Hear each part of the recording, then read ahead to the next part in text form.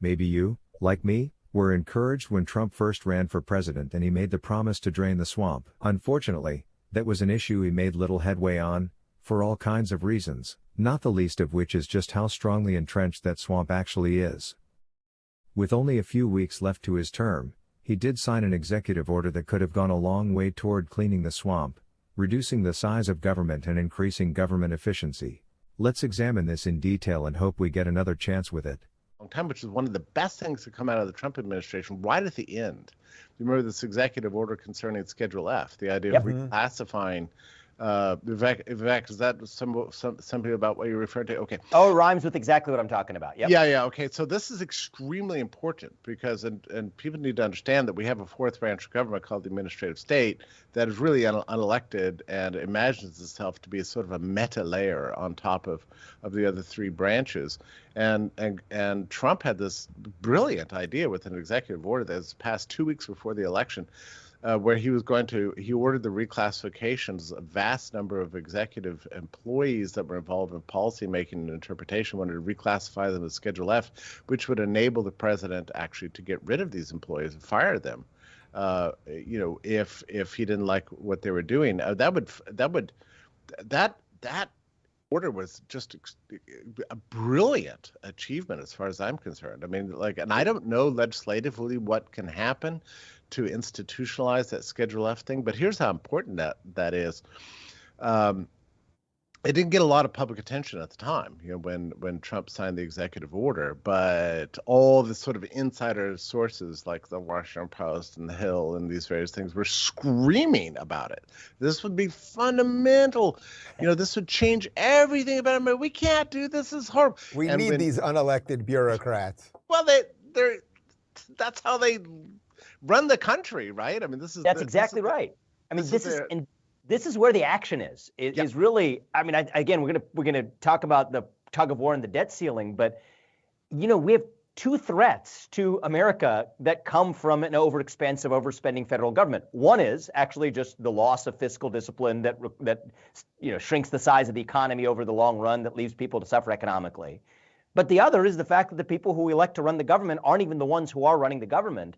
And I think that those two things actually go together, that if you thin out the administrative state, the people who are doling out all of that money in the form of entitlements and subsidies and so on, not only do you solve the economic problem, which is where an older generation of Republicans was focused, but you also restore democratic integrity to the elected government in the same fell swoop. And this is where the action is. And the Schedule F is like one item on a menu of many, and we could spend hours talking about this. I think legislatively there is a lot that actually think Republicans could lead the way in making this a lot easier. That was a clever trick and a good one by President Trump in the waning days of the administration. But we don't have to be that clever if through the front door we get rid of these civil service protections.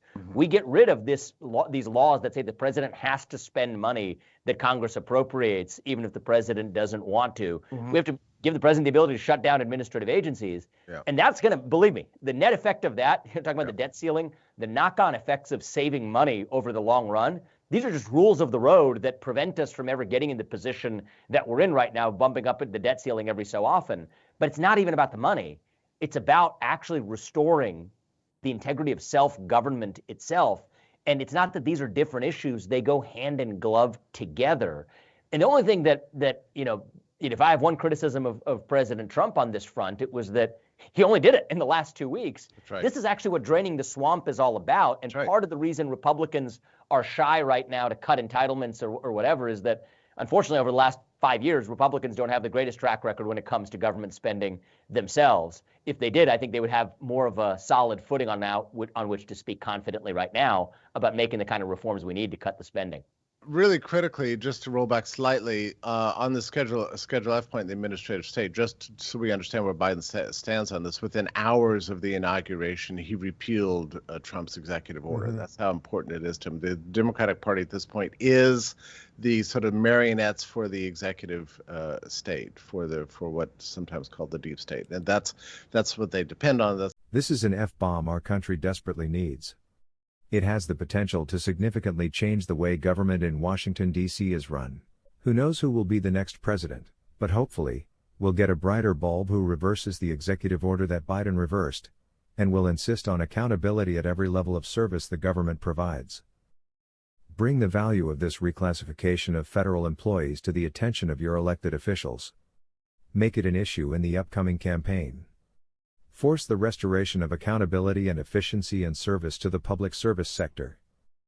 If you like this content, please share it to share the vision, click the like button, subscribe, and ring the bell.